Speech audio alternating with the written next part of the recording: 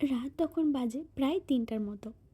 আমার না খুব জোরে খিদে পেয়েছিল, কারণ সন্ধ্যাবেলায় এগরোল খেয়েছিলাম, তাই রাতে আর কিছু খাওয়া হয়নি। ওই 10:30-11টার মতো বাজে বিছানায় চলে গেছিলাম, কিন্তু আর কিচ্ছুতেই আমার ঘুম আসছিল না। তখন না পেটটার মধ্যে একটু গুড়গুড় গুড়গুড় করছিল। আমি ভেবেছিলাম যে হয়তো ঘুমিয়ে পড়বো, কিন্তু না, কিছুতেই আমার আর ঘুম আসছিল না। তাই একটু উঠে দেখলাম যে ঘরে কি আছে খাওয়ার মতো, আর চোখে পড়লো এই রামেনটার। এই রামেনটা না বনু অনেক দিন আগে আমাকে এনে দিয়েছিল। ও টেস্ট করেছিল, ওর নাকি ভীষণ ভালো লেগেছে, তাই আমার জন্য একটা প্যাকেট নিয়ে এসেছিল।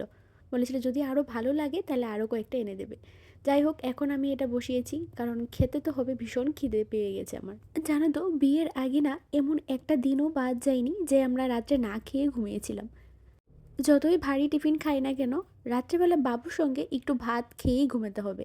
আর যদিও রাত তাড়াতাড়ি ভাত খেয়ে নেই, তবুও বাবুর সাথে ভাত খেতেই হতো।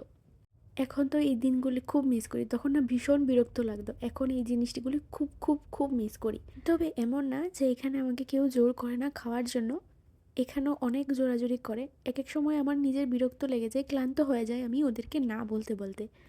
কিন্তু তবুও বাবার জায়গা তো আর কেউ নিতে পারবে না, না? বাবা তো বাবাই হয়।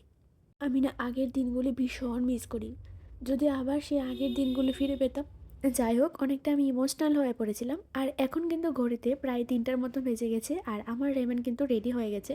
আর আমি এটাকে অন্যরকমভাবে একটু বানিয়েছি, খেয়ে দেখি কীরকম হয়েছে। তোমরা কে কে এর রামেনগুলো খেতে পছন্দ করো অবশ্যই কিন্তু কমেন্টে জানাবে। আর আমার না রামেন খেতে ভীষণ ভালো লাগে, কারণ একটু স্পাইসি স্পাইসি হয় সেই কারণে। আর হ্যাঁ, সত্যি ভীষণ টেস্টি হয়েছে। তো চলো, আজকে ভিডিওটা এখানে শেষ করছি। দেখা হচ্ছে অন্য কোনো ভিডিওতে। ততক্ষণে সবাইকে টাটা বাই।